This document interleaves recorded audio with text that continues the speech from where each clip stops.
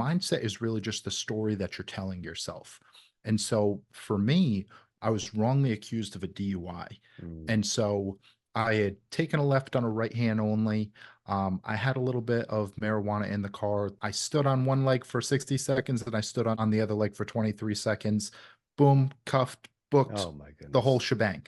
All of a sudden, it was like my life was derailed. I was Yeah. like, you're 20 years old, you lose your license for an entire year. I created this persona for myself of, okay, I'm a bad kid, Mm. I'm a victim, bad things always happen to me. And as I continued to tell myself that, that's what happened. Even when we're looking at dieting, right? Or even as we're looking at building a lifestyle, one of the biggest components to this is actually this component of belief. And that's what I instill in a lot of my clients is where whatever you're going to do, you need to believe that it's going to work. And when you believe that it's going to work, whether it's a placebo or not, you're going to stay much more consistent to be able to do that. Welcome to the CoachMD podcast. I'm Dr. Charles Glassman, bringing you 3 decades of experience as a physician and a coach. Join us as we navigate the maze of medical advice with real-life stories, empowering you to take charge of your health. In our That Happens segment, guests share transformative experiences, reminding us that we're all human and not just patients. So get ready for a journey into healthcare reimagined, where empowerment and discovery pave the way. Hey, it's Dr. Charles, aka CoachMD. In my over 30 years of medical practice, I made it my goal to help people create strong minds, healthy bodies, and unshakable spirits. And that's why I launched the CoachMD podcast, because I want to introduce you to people. And I love talking with people who basically, in a lot of cases, take their health into their own hands. And that doesn't mean that doctors aren't important, but unfortunately, in the medical field, we're taught a very myopic view and a very closed-minded, if you will, view. Unfortunately, we know a lot. There's a lot of great things that modern medicine can provide, but unfortunately, when people have issues, just sometimes daily life issues, sometimes just living life, and that's why I became Coach MD, because I found myself coaching my patients more than actually treating them for medical issues, because a lot of the lifestyle choices and emotional struggles that people have lead to medical or physical issues. So I introduce people to you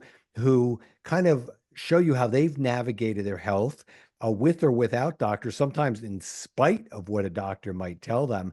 Because when somebody has a challenge in their life, a lot of times a person will take it upon themselves to do research on it. And yes, a doctor can be helpful guiding people through that. But like I said, unfortunately, that relationship sometimes doesn't exist. So my guest today, Shawn Rivers of Resilient Health Coaching, has a great story how he became a health coach, how he became helping people with their lifestyle and their wellness. And I really loved reading about his story and introducing you to my audience today, Shawn. Thank you so much for agreeing to come on the Coach MD podcast. Yeah, Charles, thank you for having me. Never take it lightly. And hopefully, anyone that's listening is just able to take one little perspective shift, one little epiphany type moment, integrate that, and it could change the whole life. You never know what could happen today. Yeah, I love that. And because, a lot of times, it's really hard trying to implement all the things that you hear on the internet, on podcasts. There are so many podcasts, very popular podcasts, that list about 20 different things that you have to do in your life. And I mean, really, who has the time from waking to sleeping and then also doing things while you're sleeping? So it's all filled. So what intrigued me about your story, Shawn, is that you weren't always on that path, I don't think, looking at that. So tell me a little Mhm. bit how this started for you, how you became passionate about wellness and health. Yeah. So as a child, and I'm talking middle school all the way through high school, for the majority of my life, I was very overweight. It wasn't to the point where I was obese, but I was at least uncomfortable. Mm. I was the kid that was always pulling my shirt out, trying to make it so that I looked a little bit thinner, or at least it gave me some type of uh perspective where, oh, you know what, if I pull my shirt out, no one will see how large I am, right? Yeah. And so what actually changed for me was I was playing football throughout high school on an 0-10 team. We weren't any good, okay? Mm. But we had a student transfer to our school, very small school, about 500 kids, and his name was Phoenix, and he really took me under his. He was completely jacked. All of the girls loved him, and that's where it started for me. I was like, "All right, I want girls like Phoenix gets girls, right? Right. That's high This school kid's ripped." mentality, of That's course. high school, right? Right. You know, you're a 15, 16-year-old kid. And so between my junior year and senior year of high school, I actually dropped close to 30 pounds just in Wow. that summer alone. Um, and for some of us, even in the health coaching field, we may find that unsustainable for someone today, but it really depends where you're at. Yeah. And so for me, as a 16-year-old kid who was going from playing video games up until 4 o'clock in the morning, never had touched a barbell in my life, to all of a sudden 2 workouts a day, I'm getting to sleep on time. I'm going from a very sedentary lifestyle all the way into just some type of active lifestyle and then making small dietary changes. Okay, I'm having a protein shake after my workouts. I'm eating some chicken later in the day instead of just the entire bag of potato chips. I completely changed my life, and it's not something necessarily sustainable. I wouldn't go and look to lose 30 pounds in the next 3 months today, Hmm. but as meal, it was really easy for me to do. And so I was actually talking about this on a podcast that I was just on right before we hopped on, where if you're some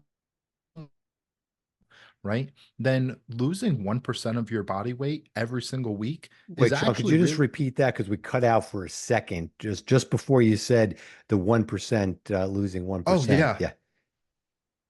that's 300 pounds right now, and you're looking to drop about 100 pounds.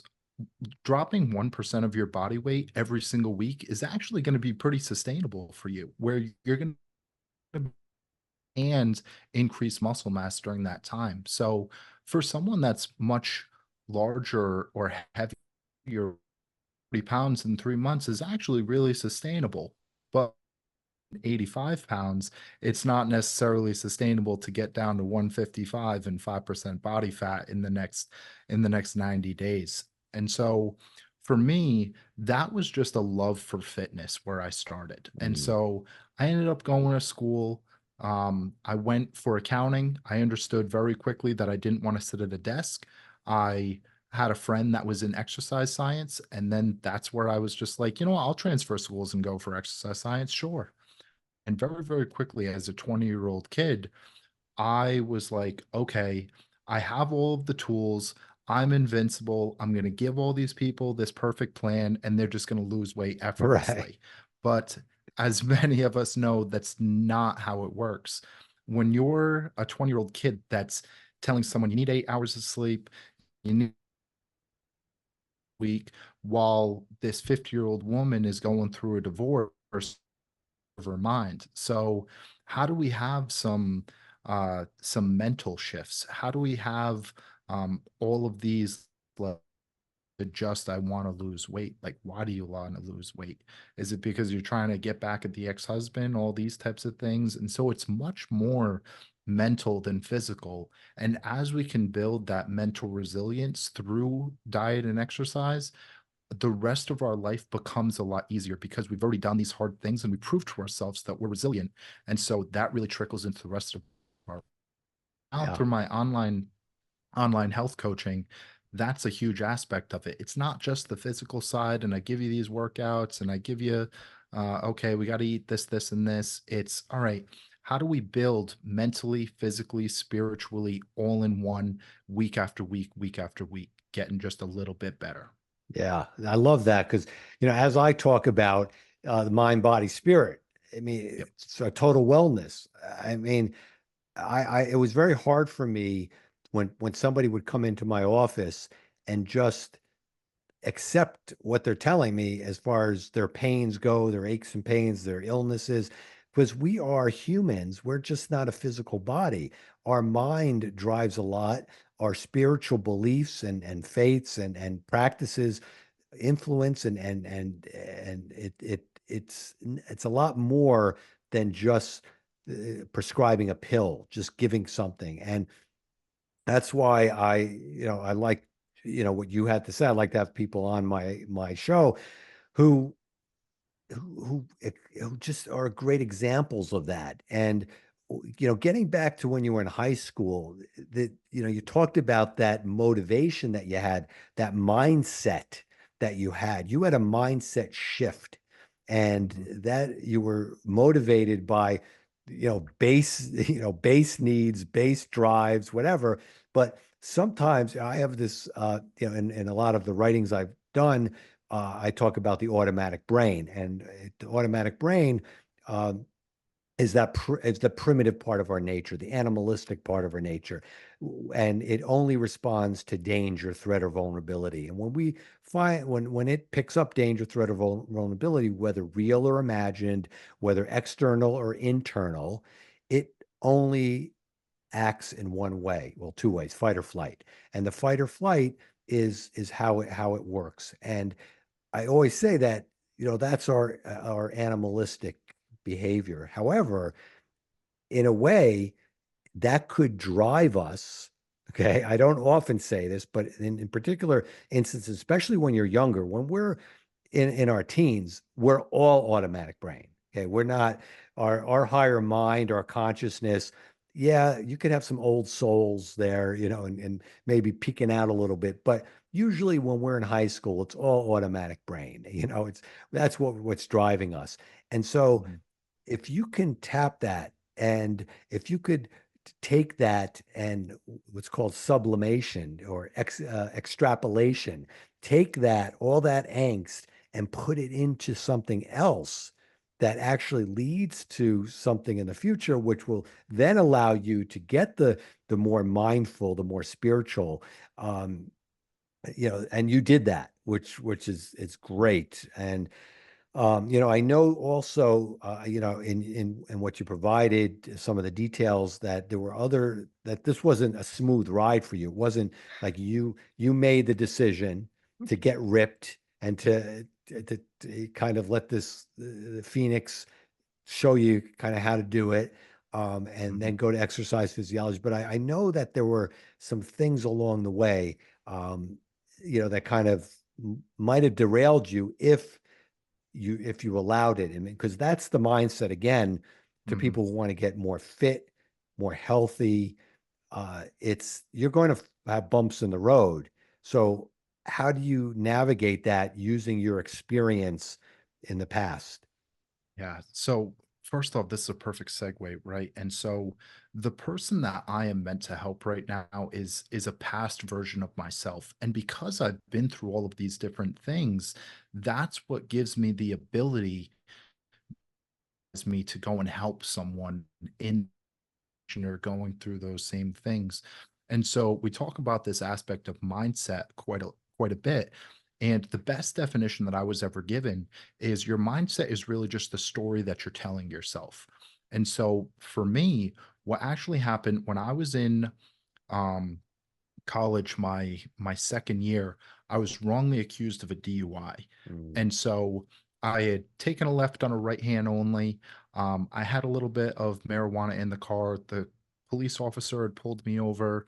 I ended up taking a field sobriety test. I could walk in a straight line fine. My eyes looked fine and weren't glossy or anything. And I stood on one leg for 60 seconds and I stood on the other leg for 23 seconds. Boom, cuffed, booked, oh my the whole goodness. shebang. Wow. So I blew a zero, and all of a sudden it was like my life was derailed. I was Yeah. like, you're 20 years old, you lose your license for an entire year, you're not kicked out of school, but you have to commute to school, but you don't have a license. It Mm, was one of the most difficult things I've ever been through. But at the same time, like going through that, you don't realize how difficult it is. But then after that, now challenges during the day, okay, like I have to create a social media post or I get to go, this is easy stuff, man. Right, right. I'm not sleeping on a park bench anymore, Yeah. And so every single person, and this is that more spiritual component of it, we often we like all of the movies about all of the resilience. We enjoy all of these things outside of us, of we're rooting for the people that are going through the trenches, but then all of a sudden we're in the trenches and we're like, why is this happening to me? Mm, And so this is simply just the story that you're telling yourself. That's it. Because in that moment, once I got through that, once I was going through that, I realized, oh my God, this is making me so much stronger because now these things that come up in my life, they're they're so easy to me. Like I can think back and I created this persona for myself of, okay, I'm a bad kid, mm. I'm a victim, bad things always happen to me. And as I continued to tell myself that, that's what happened. And so even when we're looking at dieting, right? Or even as we're looking at building a lifestyle, one of the biggest components to this is actually this component of belief. And that's what I instill in a lot of my clients is where whatever you're going to do, you need to believe that it's going to work. And when you believe that it's going to work, whether it's a placebo or not, you're going to stay much more consistent to be able to do that. And so whatever someone is going through right now, I have been through the trenches, so I understand, right? And pain is subjective to all of us. Hmm. But when you're able to go through that pain, you want all of the characteristics of you want to be a person that has perseverance. You want to be someone that's resilient. You want to have a strong character. You want to have integrity. And all of these challenges, that is simply what's building it. And so when you can come back to this is who I am, this is who I'm going to be, regardless of the circumstances, you're going to be able to get through that a lot more. Yeah. Yeah. I love that.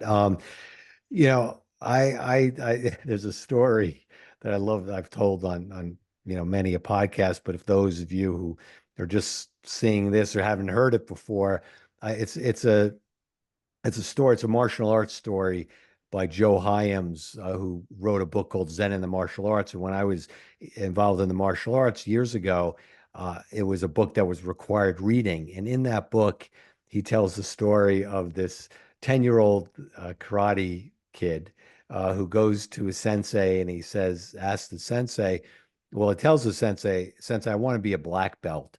How long will it take me to be a black belt? And the sensei says, 10 years, my son. He says, 10 years? I'm only 10 years old. That's twice my life now. I mean, how could that be? What if I just do karate and I enroll in the karate school and that's all I do and all I think about? Sensei, how long then will it take me? And the sensei looked at him and said, 20 years, my son. It's 20 years. Oh my goodness. But what if I came here and lived with you, Sensei, and that's all we did, and you were my teacher, and I studied and I practiced, and all we did was karate 24/7. How long will it take me, Sensei? How long? And the sensei says, 30 years, my son. 30. I don't understand, Sensei. And the sensei looked him in the eye and he says, son, if you have one eye on your goal, you only have one eye on the path in which to find the way. And so I know that have clients who are just so the goal is so daunting, is so overwhelming that they forget the steps, the daily steps that they need to take. And that's one of the things that I would always talk to people about is that if you want to make any change in your life, especially if there's something that's really so habitual and just so this part of your life, you have to break it down to short-term goals, and sometimes those goals have to be daily goals. And is how does what do you think about that, Shawn? Yeah. When it comes to true habit change and how do we actually start to implement some of these steps, a lot of times we see this vision of the future and it looks so large that we don't know how to get there. Yeah. And it's just like climbing a mountain, right? How do I get to the top? And it's that simple analogy of just one step at a time. And Hmm. so, if you're someone that has this weight loss goal, for an easy example, if you want to lose 50 pounds, right? And so you're working out 0 times a week, and you say, I'm going to start working out 4 times a week. Okay, well, very quickly you're going to find that unsustainable. Hmm. The biggest thing that I've found is these small little steps, exactly like you're taking. You just need to zoom out a little bit. And so when you're working out 0 times a week, next week I'm going to work out once, even if it's just 10 minutes. Just create something that you will be able to stick to, because you will actually feel better about sticking to that commitment than you making a commitment of, I'm going to work out 4 times a week.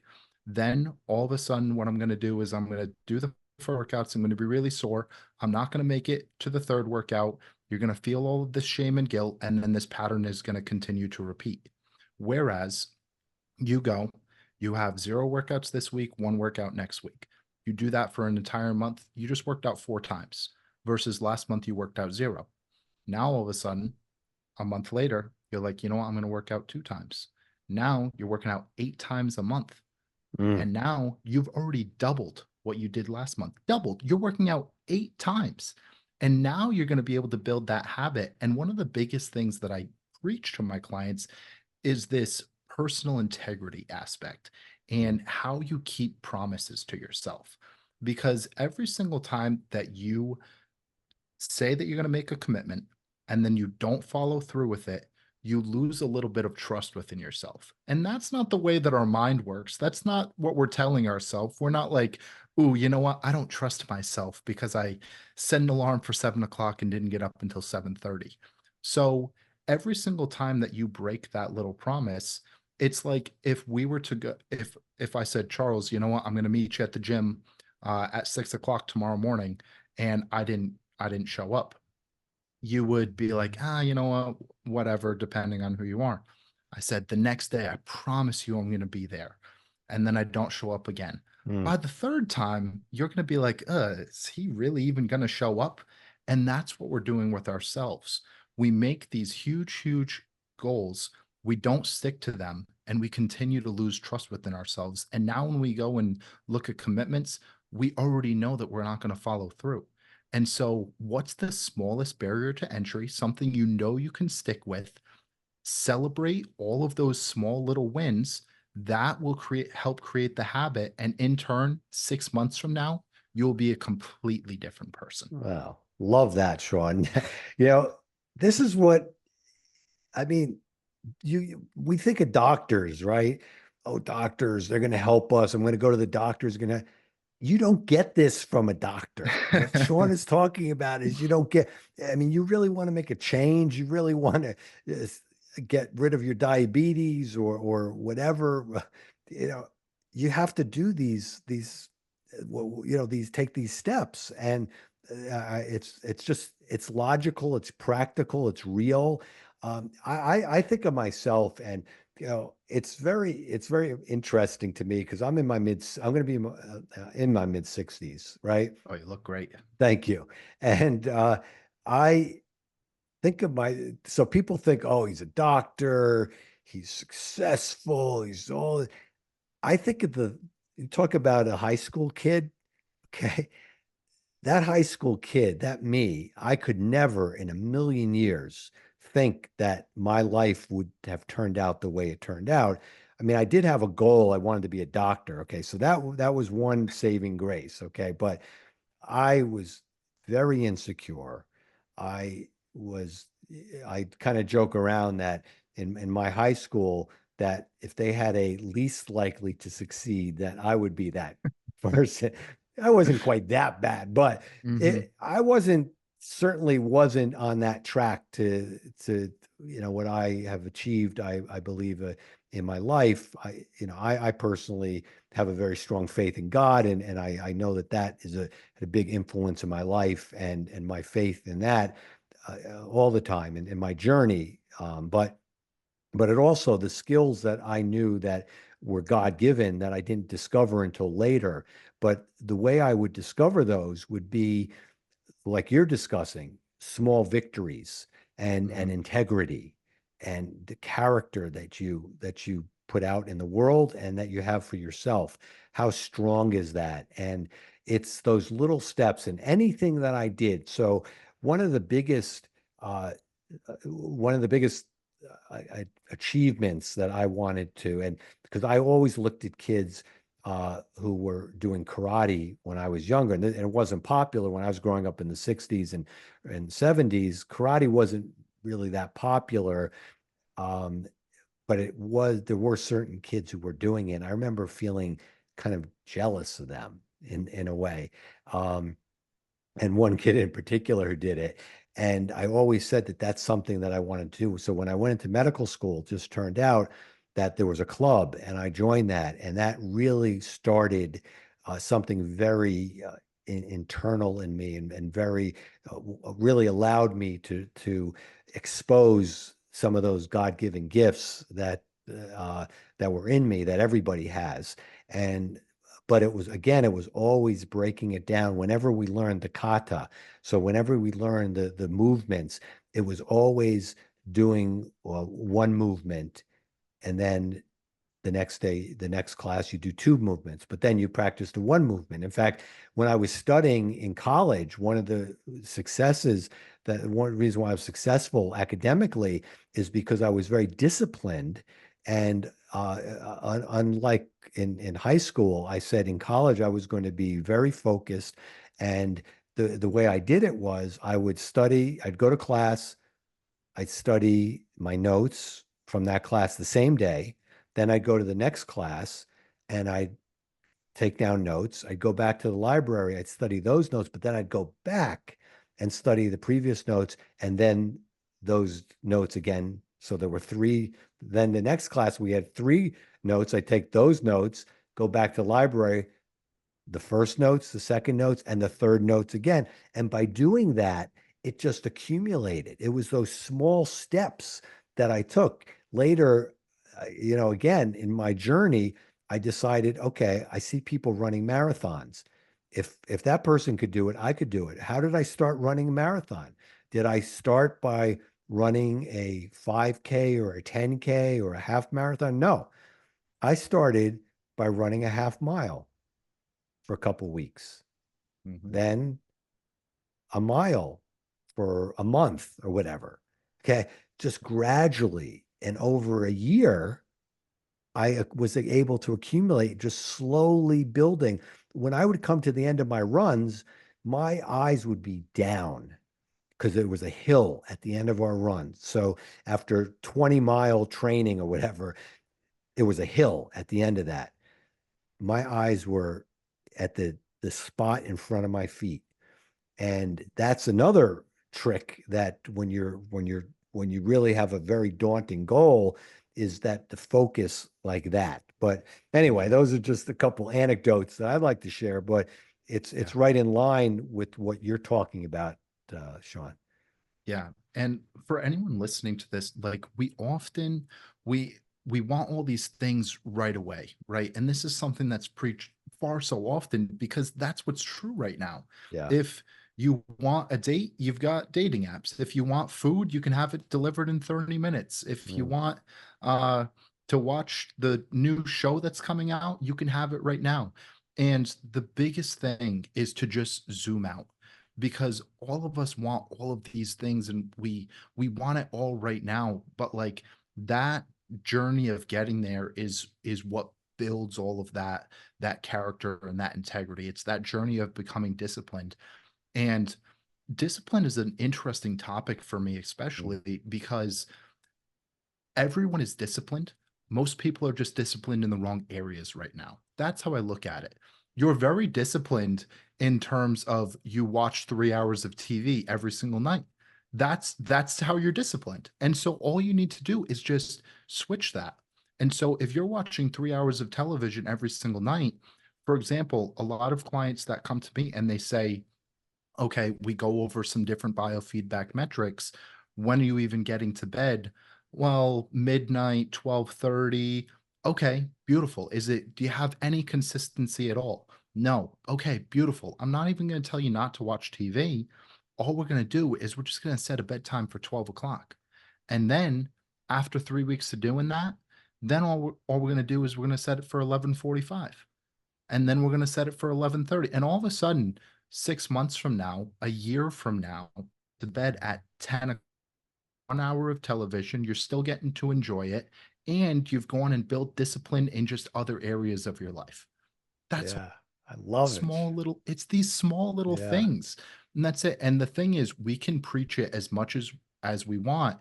And the real results for anyone that's listening to this is just going and taking one area of your life that you want to improve, look at your food, your health, your mental well-being, and just change one aspect. If you're scrolling on social media for 8 hours a day, beautiful. Let's scroll for 7.5 hours, because that half hour every single day for 7 days, all of a sudden, that's 3.5 hours every single week that you're not scrolling. That's 12 hours every single month. That's 144 hours every single year. That is the biggest thing I always try to instill, that I think you're doing the same thing. It's that zoom out approach where we think one healthy meal isn't going to matter. You have one healthy meal every single day, depending on what you view as a healthy meal. Do that every single day. That's 365 healthy meals that you ate this year. Yeah, that's great. This is true wellness. I mean, what you're talking about is getting people healthy in mind, body, and spirit. And that's going to reflect on their physical health, because most people who would come in with physical illnesses are not doing this. They're just not. I was interviewing a woman who lost 100 pounds, and the way she did it was kind of similar to what you're talking about. Now, she was fully focused on the weight. So it was all about the weight. And so what she came up with was using an app. MyFitnessPal was the app that she Yep. used. And she did not make any changes for a month. She just Yep.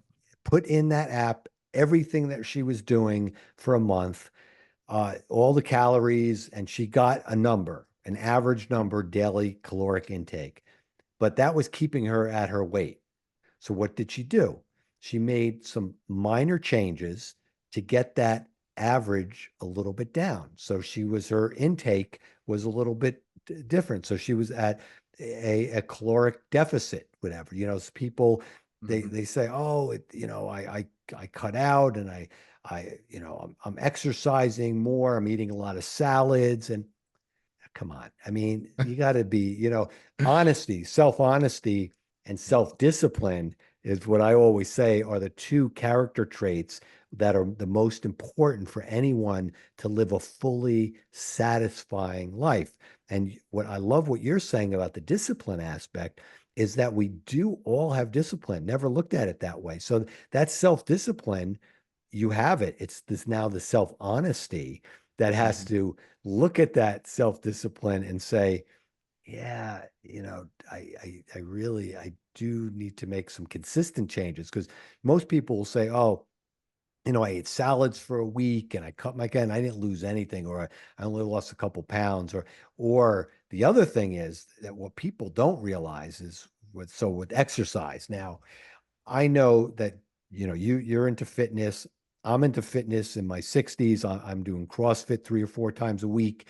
And, I look at my calories. So CrossFit this morning when I was working out, I forgot to turn my watch off. So it went on for like an hour post class, but it was over 900 calories. All right. Now that sounds like a lot of calories, but you know how easy it would be for me to eat over that 900 calories after I could have rewarded myself with a full breakfast, bacon, eggs, waffles, donut, whatever. So most people are not burning off 900 calories in a workout. They're burning off maybe 200 to 400 calories. Yeah. One donut has about 300 calories in it. And Yep. that donut takes about 30 seconds to ingest. Or, think about, if you're drinking soda or French fries or potato chips. You mentioned potato chips. And Hmm. one of the things that was very enlightening to me for myself is I put a continuous glucose monitor on myself. Now, for those of you who don't know what a continuous glucose monitor is, you can get it. You can actually have your doctor prescribe it to you. Um, I think you could even get it for free if you contact Eli Lilly or something or Abbott. And it's a little thing you put. I did a video on that a few years ago. You put a little it's little disc, like it's about the size of a quarter now. They've gotten small, on your arm. Doesn't hurt, and it measures your glucose, your sugar, your blood sugar, and you can get an idea of how your blood sugar is fluctuating. I didn't really know how uh, different foods would affect me, but when I had that monitor on, it was enlightening to me, um, because everybody's different. For me, now when we were talking before the show started, I told you I grew up in Connecticut, New Haven, Connecticut. New Haven is very famous for their pizza, and I love their pizza. Right, it's Yep. great.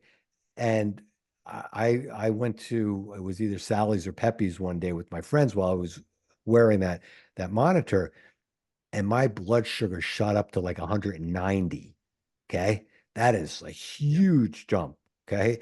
And that's like in the diabetic range. Okay. Yeah. Even though it's postprandial, meaning after you eat, it's still, it shouldn't go up that high. Right. Hmm. And then another thing with potato chips, I would eat a handful of potato chips or a potato, mashed potatoes. All of that would jack up my blood sugar. And so it's also knowing your body. Another thing, which is kind of controversial, not really controversial if you really think it out, fruit.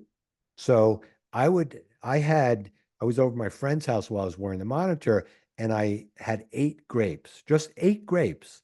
Within 30 minutes, my blood sugar shot up to 140, only 8 grapes. So there's different times of the day that you can eat those, and I'll do another podcast or on Hmm. this. But yeah, so it's understanding and being honest with what you're eating and what you're rewarding yourself. I say rewarding yourself with. Yeah. I don't eat before noon. So if I work out in the morning at CrossFit, I'm not eating before class. I'm taking a non-stimulant workout drink that has very few calories in it. Um, and then I'm not eating breakfast when I finish. And I've done this for many years, and so I trained myself not hungry, and then I'll eat afternoon. So I'm not rewarding myself with a very big meal and undoing all the gains that I did after I worked out. Yeah. There's so many good takeaways here. And hopefully what's going to help the audience the most right now is in terms of just starting with the person that you had that dropped 100 pounds, right? What gets measured is going to get managed. Most people are overestimating how many calories they're actually burning and Mm, underestimating how many calories they're actually eating. Now, there's nuance to the calories in, calories out, the calorie deficit. We still need a healthy gut, right? Our second brain here. yep. And so when I'm just starting with a client, even just that first 2 weeks, it's we're not making any changes. We're starting to get some raw numbers. We're starting to see how many, some of the most common things that I think people will be able to resonate, something like peanut butter. You go and take a scoop of peanut butter. If you actually measure out 190 calories, that's a lot different than the actual scoop of peanut butter that you're taking. Right. That's 300 calories. Now, all of a sudden, you do that every single day. And again, if we're playing a numbers game, if we're zooming out, an extra 100 calories doesn't sound that like that much, but you do that with every single thing that you're doing. You're eating an extra 400 calories every single day. You're eating an extra 2,800 calories a week for an extra day. It's like you wait 8 days. Something like olive oil, right? How many people just put some olive oil on a pan? Now it's a quote unquote healthy food, healthy fat. Well, you can have whatever opinion you want with that. But 14 grams of olive oil is 120 calories. Mm, You putting just drizzling that olive oil on the pan, all of a sudden you're at 300 calories. You do that for every single meal. That's a lot of fat that you're intaking.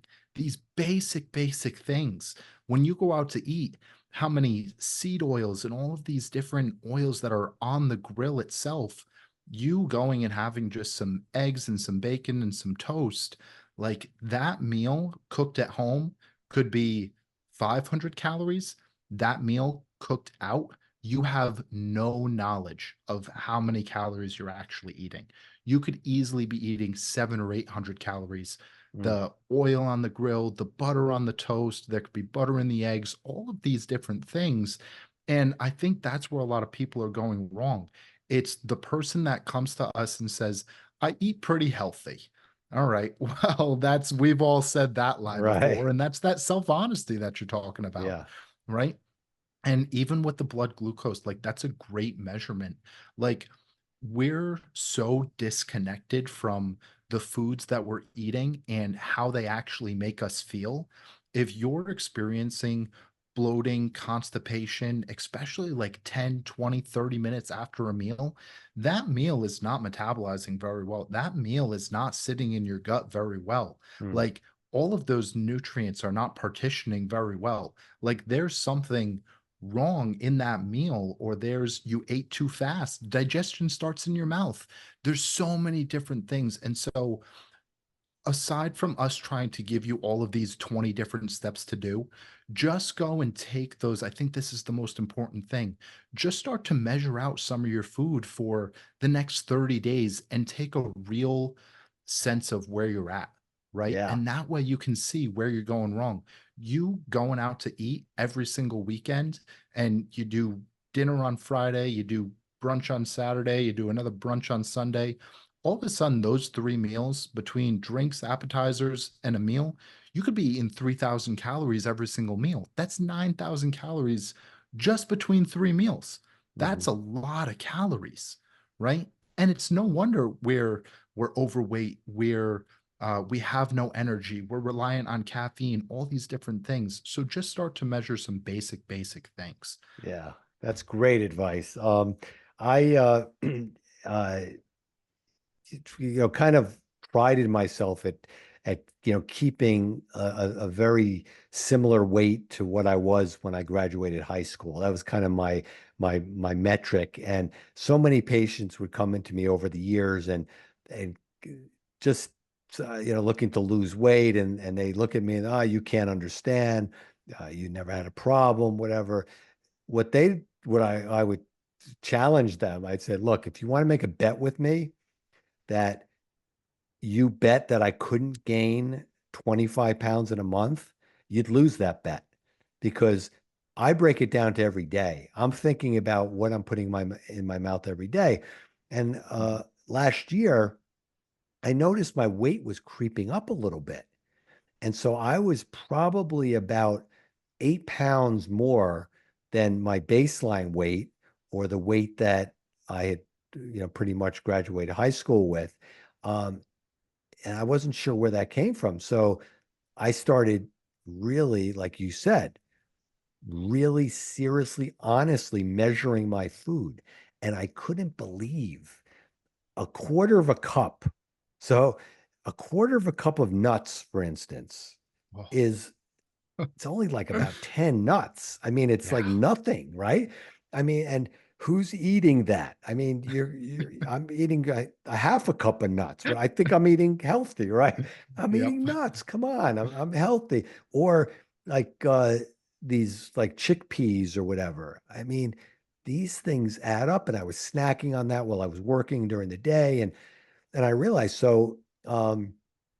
I kind of went on this fasting diet, mimicking diet, which I don't. It's not for everybody. I really didn't like it, but it actually got me to lose some of that weight. Not that I was, but now that I know if I see myself gaining weight, I know exactly where it's coming from, because I'm into fitness. So I'm Mhm. burning calories off. But as you said, we overestimate the amount of calories we burn off, and we underestimate the amount of calories we're taking in. It's just Mhm. part of what we do to make ourselves feel better. And that's kind of fighting and fleeing a negative feeling about ourselves, which is dangerous, which is our brain's way of saying, oh, there's danger. So we create these kind of ways we talk to ourselves to make us feel better. So I could definitely relate to what you're saying. Yeah. And even like the nut example is one of the huge ones, right? How often I weighed out 30 grams of trail mix the other day, right? And you put it in a small bowl and you're like, this is like 11 pieces. Like I could grab two handfuls and it's Easily. 160 calories so easily. And for anyone that's, because I want to give like real practical advice every Yes. Yeah. single time that I speak with someone, right? And so if you're someone that's nervous about your relationship with food, we're not even saying to change anything. All we're saying, because like people come with all of the different excuses, and you know what? Both of us, I'm sure, have heard them all, right? Yeah. And in terms of the people listening, like the best way to communicate with people is understanding where they're coming from, having empathy, not giving Mm, sympathy, but having empathy with where they're coming from and how they view the world, and then just asking them the right questions. And so, for anyone that's trying to make a true change, you're just asking yourself the wrong questions. And so, dig a little bit deeper, take the headphones off for a moment, put the phone down, get outside. All right, sit in silence for 5 minutes, and a lot of answers are going to come your way, mm, right? And the way we talk to ourselves is such a huge component. But to go back to this relationship with food, you just measuring your food, so many people come to me and they're like, oh well, I just want to be mindfully eating, right? And one, what does that even mean, right? right. And everyone's going to have a different definition. And so making no changes but simply just getting some raw measurements of how much you're actually eating will help you be more mindful in the future, because now that you've actually seen what a serving size of those nuts are, in the future, the next time that you go, whether it's at a conscious or subconscious level, you're going to say, oh my God, like the last time that I had these, it was such a small portion. And so I'm going to have maybe two handfuls instead of three. And you're going to start to make those small changes over time. And all of a sudden, you just measuring a couple of things, now you've dropped a couple of pounds just because you've stopped overeating, or you've stopped distracting yourself while you eat. It's so easy for me to go and sit on the couch right now with a bag of trail mix and have 6 or 7 handfuls, and all of a sudden my stomach hurts and I wonder why. Yes, yeah. And I know that listeners are thinking that, and a lot of, not only listeners, but so many people we've come into contact over the years that, oh God, I got to give up. I'm not going to have any joy in life. I could never have ice cream again, or whatever, whatever their food that they love the taste, or cake or whatever. But you Mhm. know what? If you're doing things the right way, you can. Yep. When you do that, you just are subtracting something else. Hmm. It's and you're not doing it every day. So if you like, so for me, I love ice cream. How often do I eat ice cream though? I don't know, once a month maybe, Yeah. in the summer, maybe twice a month. I mean, I definitely don't bring it into my house. That's Hmm. that's a big no-no, right? Yep. Because once you brought it in, you're going to finish it. Hmm. I often tell a story about, I was in Costco many years ago, and so Costco has like the wall of candy. So they have boxes and boxes of candy, uh, and then they have the registers. So there was a guy in front of me, big guy, probably 3 times my size. He was checking out, and then he asked me, "Oh, do you mind if I go?" And asked the checkout and me if it was okay if he just ran to pick something up. Came back with a box of mixed candy or whatever. Put it on Hmm. put it on the conveyor or whatever. And I thought to myself, he was almost at the finish line, you know. And Hmm. now he's going to go home, and he purchased it. He bought it. So he's not going to throw it out. He's going to eat it. Yeah. And it's just, my heart felt for him, really, because I know that that's something that was easily, by not bringing into the house, it was an easy fix that that one could make. Yep. And there's so many different examples of like, number one, I never try to deprive someone of a certain food. If it's their guilty pleasure or throw whatever type of label you want on, because yes, there's a time and place to make sacrifices. But if ice cream is your quote unquote weakness, all right, this food does not have power over you. It's this story that you're telling yourself, your Mm, mindset, right? And so you have much more power and a consciousness, not this select food, right? So you're telling yourself this story. Now, there's a couple different ways around this. Work this into your diet somehow, okay? Because if you just continue to tell yourself, I'm never going to eat this again, mm, it's that woman in the red dress example of this woman in the red dress. She's flaunting at you and all these different things, and because she doesn't want you, because you know that you can't have her, it makes you want her more. yeah. And so if ice cream is something that you want to have even on a daily basis wherever you're at right now, okay, well, you know what, we're going to start to portion a little bit of ice cream, and we're going to start to work this into your diet. Maybe we do this every single day.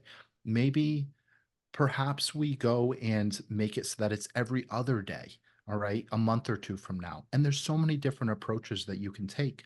I always try to tell people, number one, like if you don't have it, just like you're saying, it's going to be much more difficult for you at 9 o'clock at night while you're sitting on the couch to get up, drive to Target and go and grab ice Mm, cream than you having it readily available in the house. Even just buying a smaller portion can be helpful because you're not going to eat an entire tub of ice cream. You're going to eat a pint of ice cream. Now, you can also get a little bit more creative. If you're keeping, let's use a different example of if you're keeping a dish of candy on the dining room table, every single time that you pass by it, you're going to see it and it's going to entice you to want it. So you just moving that candy dish to the cupboard, it's out of sight, out of mind. I'm not saying that you're never going to go in there, yeah. but you know what? It's another obstacle that you have to get through. All right. Even just keeping the ice cream downstairs can be a huge tactic. All right. And you know what? For some people, it's a permanent change. For some people, it changes for a couple of days. But regardless, if you made it 3 days without having ice cream and that's your win, then beautiful. We need to really just meet people where they're at. And hopefully they can take something that we've said here and go and implement that today. That's it. Yeah. Yeah, that's great. Great advice. The self-honesty aspect is one thing that given how often we eat certain foods or we and what we tell ourselves. So a lot of times with back in the day when we talked about cholesterol and red meat and people were saying, "Oh, I only eat red meat once a week." But what happens is, let's say you only eat red meat once a week and you have that red meat on Sunday. So Thursday rolls around and you say, "Well, I'm close enough." So you have it on Thursday. And so then Saturday comes or the Sunday comes around and you say, "Oh, it's the start of a new week." So whatever we're doing, I say, "Oh, I only eat ice cream once a week." Well, that once a week, if you're honest, is actually 2 or 3 times a week. So I guess also you have to start at for to make your job easier, and because you want to be practical about it. Somebody has to really fess up and be honest Yep. with what they're actually doing. Yeah. And that's one of the biggest things. And I think that makes a great point.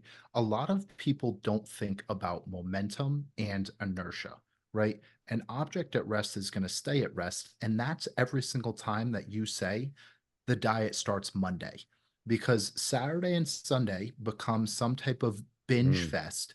And then you're starting from zero. You have to get the ball rolling. Monday, Tuesday, Thursday, the ball is rolling a little bit. And then Friday, Saturday, Sunday, you get back into that same pattern where the best dieters and the best people that make it so that their lifestyle is very sustainable is how fast can you get back on track. And so even if you ate a meal that you quote unquote shouldn't have had or that you regret on Friday night, okay, Saturday, don't tell myself that I'm going to get back on track Monday, because now that ball continues to roll and you've built that momentum. It's much harder to stop something that's going 100 miles an hour than every single Monday you're starting back at zero. Yeah, yeah, that's great advice. And that's what I do. So if I know that I'm going to go out and eat on Saturday night, I'm not eating much during the day on Saturday, and I'm not going to have a big brunch on Sunday. Okay. If Mhm. Friday night, if I eat a big meal on Friday night or a meal that I'm not supposed to eat, Saturday and Sunday I'm watching, so that's great. Shawn, this has been, chock full of great advice. And I'm really, grateful that you came on to share that. I look forward to, staying in touch and definitely collaborating in the future. So thanks again for coming on today. Yeah, Charles, it's more than an honor. Thank you very much for having me on Yeah. today. So, And I'm hoping everyone enjoyed that. And until next time, as you know, I'm Dr. Charles Glassman, aka Coach MD, urging you to stay strong in mind, in body, and right here in soul.